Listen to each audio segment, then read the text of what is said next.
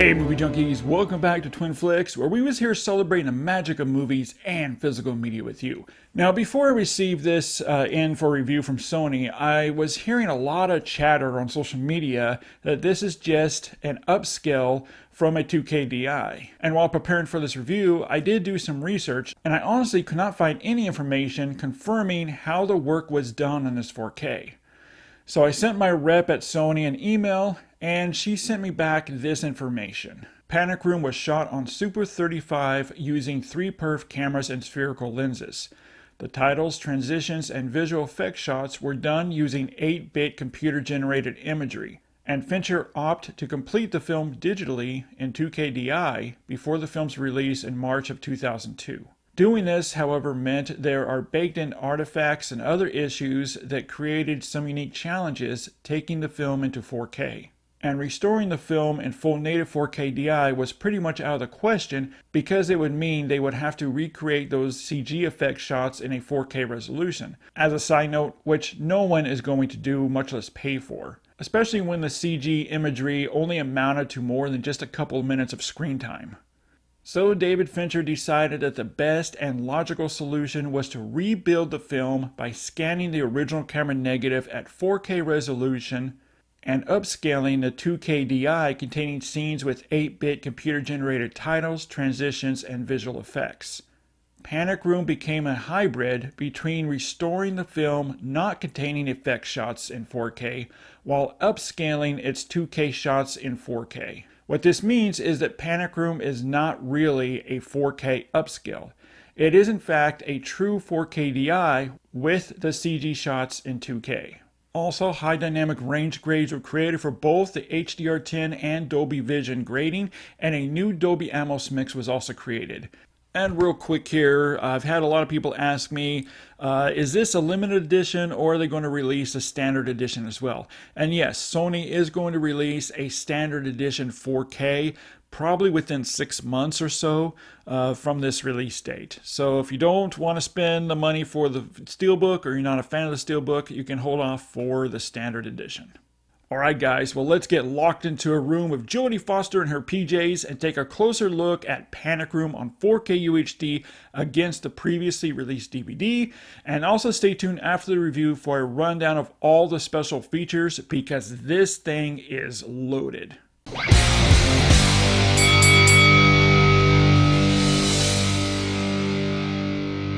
Now, one area I've heard some talk about is there are a number of shots that look somewhat overly soft, creating almost waxiness to it, and also some motion blurring and some edge enhancements. And it starts right away during the opening title sequence. However, this also goes back to working with the source material. This is one area where there was no choice but to upscale the title sequence.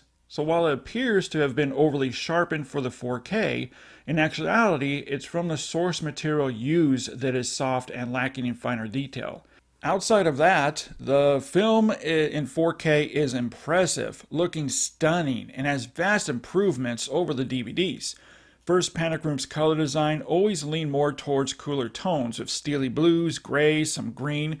The HDR10 and Dolby Vision grading really helps here by opening up the color gamut much wider than ever before that we had on home media, displaying excellent clarity, depth, and nuances within color ranges. The saturation kicks in more after the opening title sequence, giving some really nice warmth and life into the image from start to finish. And this really helps with skin tones looking naturally healthy and warm, and not pale as on the DVDs. Also, the saturation gives some outstanding pop within the colors. The contrast level has also been improved upon, giving much more depth and detail that's on display that really helps with the different shadings of black and lighting throughout the film, such as with the monitors in the darkly lit Panic Room, or the fire that blasts through the vent as it explodes into the Panic Room and through the wall. The film is just handled impressively well and creating much more clearer delineation throughout. A huge reference point with this 4K is the black levels. The black levels are used heavily throughout the film since it takes place at night and under low light. And while the DVD was good for its time over 20 years ago, it definitely has a lot of limitations for modern home theater that the 4K and HDR10 and Dolby Vision really improves upon. giving every frame of the film striking, truer looking blacks that are deep and inky, even to the point of pitch black, such as the burglar's clothing, along with excellent, strong, rich shadows and shading, from silhouettes on walls or inside dark rooms with shadows casting on faces and bodies. The stronger black levels and shadows gives extra depth and delineation within the dark hallways and rooms of the house, and feels like it goes on. It's truly remarkable what they did here with the black levels, and that alone is worth the upgrade. As for the overall image quality, the 4K upscaled footage is well blended in with the 4K scanned footage.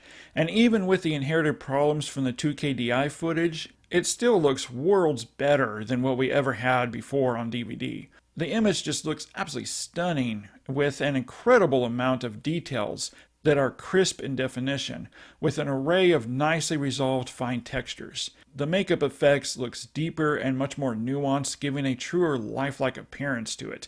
The textures of the brick walls in the panic room reveal every minute concrete piece and gravel. Corners throughout the entire house looks fantastic. We can make out every object, every minute detail from the kitchen to the rooms. It just flourishes with a lot of detail and nuance. What this 4K has accomplished, along with the HDR10 and Dolby Vision grading, gives the film an accurately displayed image now that really showcases the makeup effects, the production design, and cinematography that fills the 23921 frame, giving us an excellent, true cinematic experience like I've never seen it before on home media. The bitrate is nice too, however I did notice that it does dip where the 2K footage is. It hangs around the mid to high 60s, while the 4K scan footage has a much higher bitrate, starting in the mid 80s, and I saw it top out in a low 100 Mbps. And the film is on a 100 gigabyte disc. As for the grain structure, first of all, Panic Room was never a particularly heavy, grainy film to begin with. And much like with the bitrate, the grain also varies within the effect shots, the 2K effect shots. Overall, however, there is a nice fine layer of natural 35mm grain field because most of the 4K is 4K scanned footage from the 35mm negative. Alright, now we're going to dive into the audio presentation of Panic Room on 4K, and it does include two audio tracks, the original theatrical 5.1 mix and a newly created Dolby Atmos mix sourced from the original 5.1 master.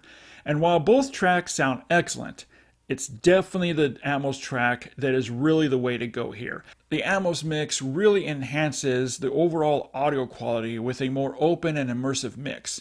The surrounds are constantly active, from atmospherics with subtle ambient sounds around the house that now spread further throughout the soundstage, and directional effects move with better precision now. A great example of this Atmos mix is when the propane line breaks, it whips and flies around, and then the fire bursts through the vent and explodes on the ceiling of the panic room. It literally feels like the fire and the propane tank is in the room with you. Howard Shore's score sounds excellent, flowing out of each channel with ease, having outstanding depth and fidelity. The low ends also sound great as well. The bass stays very balanced and isn't used aggressively. It flows with the rest of the action and the music with some really nice rumbles and heft here and there, especially when the panic room door slams shut or gunfire. And dialogue comes through clean and clear. Alright guys, so my score for 4K presentation of Panic Room is a 5 out of 5 for video and audio. This is an outstanding 4K presentation and is well worth adding to your collection. But head over to the comment section and let me know, when you look at the differences here between the two formats, the new 4K UHD and the previously released DVD, which do you think looks better? Or do you see much difference at all? Head over to the comment section and let me know. Alright, now we're going to get into the extras. And if you're a special features fan, this is your wet dream, because this is packed to the brim, spread over 2 Blu-ray discs, and they are archival features. We have 8 featurettes about the pre-production stage, from screen tests to previs, including 3 demos constructing the safe and how to realistically crack the safe, and also a multi-angle featurette. And then we head into the production with a 1-hour documentary on shooting Panic Room with interviews from the cast and crew, 3 featurettes about the makeup effects work, a featurette about real safe rooms, and also a featurette called Breaking the Mirror. And now we're going to put in Blu-ray disc number 2, and we're going to dive into the visual effects with 21 featurettes detailing every special effects shot and how they were completed with interviews. We also have 4 featurettes about the score of the film, and we have even more featurettes about the sound design. Also a featurette detailing what exactly a digital intermediate is, or a DI. And also how to shoot a film on Super 35mm cameras. We also have a breakdown of sequences. We have storyboards, script to storyboards, B-roll footage, dailies, and then to round it all off, we have trailer, teaser, and TV spots. So yeah, this thing is absolutely loaded with special features, and it is fantastic diving deep into every aspect of the making of this film. As always, guys, thanks so much for hanging out with me for a few minutes as we talk about Panic Room on 4K UHD. Let's get that garbage out of here. As always, guys, keep physical media alive and stay tuned for another 4K versus Blu-ray comparisons.